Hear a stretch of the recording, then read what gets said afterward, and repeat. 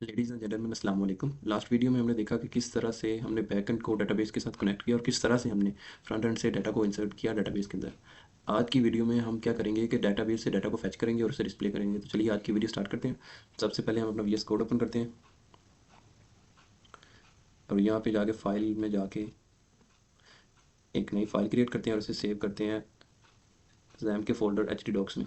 Jam का folder create करें और यहाँ पे एच डी डॉक्स में जाके यहाँ पे हम एक नया फोल्डर क्रिएट कर लेते हैं और उसका नाम रख लेते हैं हम माई प्रोजेक्ट रख लेते हैं हम प्रोजेक्ट।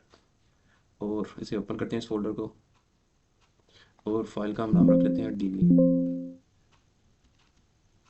db.php और फाइल टाइप को कर देते हैं ऑल और उसे सेव करते हैं। सबसे पहले हम php ओपन टैग करेंगे देंगे और उसके बाद अब हम क्या करेंगे, सबसे पहले हम कनेक्ट करेंगे डेटाबेस को बैकएंड के साथ। तो हम क्या करेंगे, इसके लिए एक वेरिएबल डिक्लेयर करता हूँ जो कि कनेक्शन का वेरिएबल है। इसमें हम क्या करेंगे, फंक्शन यूज़ करेंगे my S Q L underscore connect का, जो कि हमारी बैकएंड को कनेक्ट करेगा डेटाबेस के साथ। तो मैं लिखूँगा my S Q L underscore connect.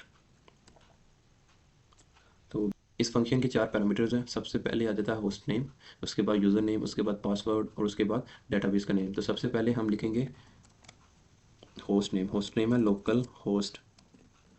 उसके बाद हम क्या लिखेंगे, डेटाबेस का यूज़र नेम। तो यूज़र नेम है रूट। उसके बाद हम लिखेंगे पासवर्ड, जो कि एग्जाम की सूरत में क्या होता है, ब्लैंक होता है। उसके बाद हम क्या करेंगे, हम लिखेंगे डेटाबेस का नाम, जो कि हमने BGNU बनाई थी लास्ट वीडियो में, तो हम उसी को यूज़ करेंगे। तो मैंने क्या किया, कनेक्ट कर दिया बैकएंड को डेटाबेस के साथ। अब हम क्या करेंगे कि यहाँ पे सिमिलरली लास्ट वीडियो की तरह हम फिर से कंडीशन लगा लेंगे कि अगर तो हमारी डेटाबेस कनेक्ट हो गई है तो हमें यानी कि मैसेज डिस्प्ले हो जाए, अगर नहीं हो रही तो हमें जो एरर मैसेज है वो डिस्प्ले हो जाए। तो उसके लिए मैं इफ़ कंडीशन को यूज़ कर रहा हूँ। इफ़ इज़ नॉट कनेक्ट, यानी कि अगर कनेक्ट नहीं हो रही तो हमें क्या मैसेज डिस्प्ले हो जाए। सबसे पहले तो जो स्क्रिप्ट यानी कि जो प्रोग्राम रन हो रहा है वो डाई हो जाए और हमें मैसेज डिस्प्ले हो कनेक्शन फेल्ड। और हम जो मैसेज डिस्प्ले करना चाह रहे हैं एरर मैसेज, उसके लिए हम फंक्शन यूज़ करेंगे my S Q L underscore connect underscore error. तो ये हम फंक्शन यूज़ करेंगे, इसके थ्रू हमें जो भी एरर्स हमें डिटेक्ट होंगे हमारे कनेक्शन के दौरान वो डिस्प्ले होंगे। तो सिंपली से हमने ये फंक्शन यूज़ कर लिया। इसे हम करते हैं क्लोज। तो ये हो गया। अब हम क्या करेंगे, अब हम क्यूरी लिखेंगे एसक्यूएल की, जिसके थ्रू हम डाटा को फेच करेंगे डेटाबेस के। तो मैं उसके लिए एक वेरिएबल लेता हूँ, मैं उसका नाम रख देता हूँ एसक्यूएल, जो कि क्या है, जो कि क्यूरी है बेसिकली डाटा को फेच करने के लिए डेटाबेस से। तो मैं लिखता हूँ सेलेक्ट स्टैटिक फ्रॉम, जो टेबल का नाम है, तो टेबल का नाम है स्टूडेंट। तो स्टूडेंट्स, सो बेसिकली हमने क्या किया, अगेन हम चेक भी कर लेते हैं। तो सबसे पहले हम क्या करेंगे, जैम के फोल्डर में जैम के कंट्रोल पैनल में जाएंगे और यहाँ पे हम अपाचे मॉड्यूल और MySQL मॉड्यूल दोनों को स्टार्ट कर देंगे। जैसे ही स्टार्ट हो गए ग्रीन लाइन आ गई। इसके बाद हम क्या करेंगे, अपने ब्राउज़र में जाएंगे और यहाँ पे हम टाइप करेंगे लोकल होस्ट PHP माई एडमिन। और यहाँ पे हम जाके अपनी डेटाबेस BGNU में चेक करेंगे कि स्टूडेंट का जो टेबल उसका क्या नाम था, ये देखा स्टूडेंट्स रखा हुआ था। और स्टूडेंट्स के अंदर जो कॉलम है बेसिकली वो एक आईडी का कॉलम है, नेम है और ईमेल है। तो सिंपली से स्टूडेंट्स क्या है कि टेबल का नाम है और उसके अंदर 3 कॉलम्स है, आईडी नेम और ईमेल। तो अब हम क्या करेंगे, यहाँ पे स्टूडेंट्स ही रहने देंगे। ये हमारी क्यूरी कंप्लीट होगी। बेसिकली ये क्यूरी क्या करेगी कि जितने भी रोज़ होगी हमारी हमारे टेबल के अंदर उन्हें फेच करेगी। तो इसे मैं कर रहा हूँ क्लोज। अब हमने क्या करना है, अब हमने फेच करना है डाटा को। फेच करने के लिए हम क्या करेंगे, सबसे पहले हम क्या करेंगे, एक वेरिएबल डिक्लेयर करते हैं जो कि कह देते हैं रिजल्ट का। अब इस रिजल्ट के वेरिएबल में बेसिकली क्या स्टोर होगा कि हम इस क्यूरी को एग्जीक्यूट करेंगे एक फंक्शन के थ्रू। फंक्शन का नाम है my S Q L I underscore. उसके बाद हम मेंशन करने जा रहे हैं क्यूरी को। तो क्यूरी ये फंक्शन है, बेसिकली ये फंक्शन क्या करता है कि हमारी जो एसक्यूएल की क्यूरी है उसे एग्जीक्यूट करता है। इस फंक्शन को 2 पैरामीटर्स चाहिए होते हैं। पहला कनेक्शन वाला, जिसके थ्रू हमने बैकएंड को डेटाबेस के साथ कनेक्ट किया है, और दूसरा जो क्यूरी हम एग्जीक्यूट करना चाह रहे हैं। तो पहला जो वेरिएबल था वो था कनेक्ट, और दूसरा जो क्यूरी जिस वेरिएबल के अंदर हमने लिखी है वो है SQL। तो ये भी हमारा कंप्लीट हो चुका है। अब बेसिकली हमने क्या किया है कि अपनी क्यूरी को एग्जीक्यूट किया है MySQL क्यूरी के फंक्शन के थ्रू, और उसको हमने सेव कर दिया है एक वेरिएबल के अंदर जिसका नाम है रिजल्ट। अब हम क्या करेंगे, अब हम एक कंडीशन लगाएंगे कि जब तक इस रिजल्ट वाले वेरिएबल के अंदर डाटा मौजूद है तब तक वो प्रिंट हो जाए।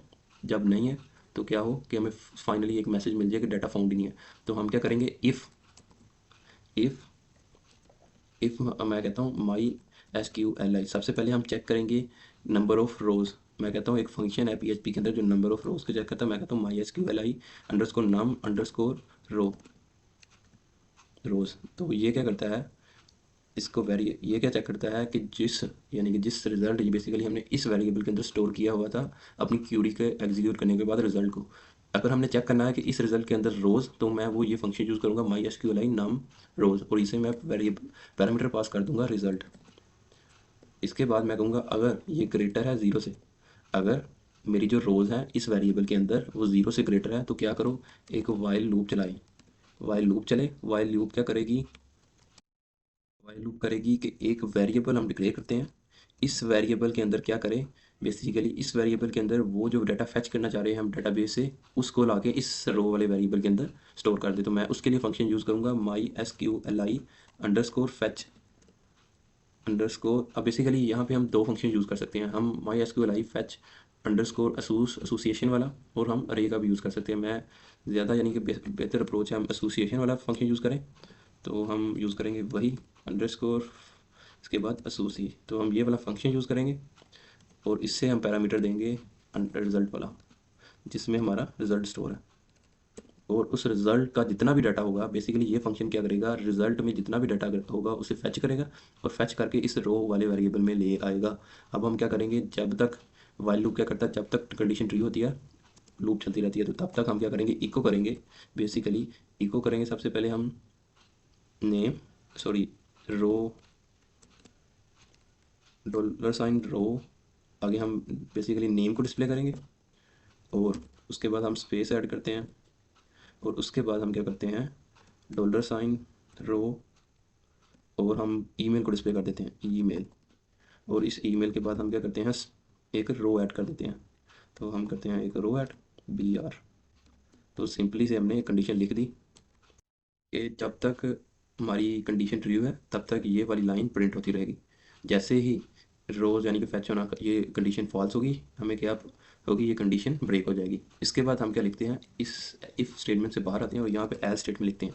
हमने पहले लिखा था अगर तो नंबर ऑफ़ रोज़ ज़ीरो से बड़ी हो, यानी कि नंबर ऑफ़ रोज़ ज़ीरो से बड़ा हो, तब ही ये चीज़ वाइल लूप चले। लेकिन फ़र्ज़ करेंगे अगर ना हो तो सिंपली से हमें इको हो जाए कि डाटा हमें फाउंड ही नहीं हुआ। तो मैं लिख देता हूँ डाटा नॉट फाउंड। तो बेसिकली ये कोड हमारा कंप्लीट हो चुका है। अब हम इसे करेंगे सेव, Ctrl+S, और हम क्या करेंगे, अब हम जाएंगे अपने वेब ब्राउज़र में, और यहाँ पे हम जाएंगे एक नई टैब में, और यहाँ पे हम सर्च करेंगे लोकल होस्ट। उसके बाद हम लिखेंगे फ़ोल्डर का नाम जो कि था प्रोजेक्ट, और उसके बाद हम पेज को मेंशन करेंगे जो था db.php, और इसे करेंगे रन। जैसे ही हमने रन किया तो ये बेसिकली एक एरर आ रहा है, वो कह रहा है कि जो BGNU हमने डिक्लेयर किया है लाइन 3 पे, ये बल्कि अनडिफाइंड कांस्टेंट है। तो हम देखते हैं हमने क्या कोड में गलती की, तो हम VS कोड में वापस जाते हैं और यहाँ पे देखते हैं लाइन नंबर 3, ये देखें BGNU को हमने इन्वर्टेड कॉमास में नहीं था लिखा, तो हम लिखते हैं BGNU। हम इसे सेव करते हैं, अगेन ब्राउज़र में जाते हैं और यहाँ पे हम रिफ़्रेश करते हैं, और ये देखें जैसे ही रिफ़्रेश किया हमारी कोड एग्जीक्यूट हुआ और हमें उसने फेच कर दिया। हमने फेच किया था नेम, और नेम के बाद हमने डैश डाल के लिखा था ईमेल। इसी तरह हमने कहा तब तक ये प्रोग्राम एग्जीक्यूट होगा जब तक डाटा खत्म नहीं हो जाता। तो उसने दूसरी लाइन में भी हमें प्रिंट करके दिया।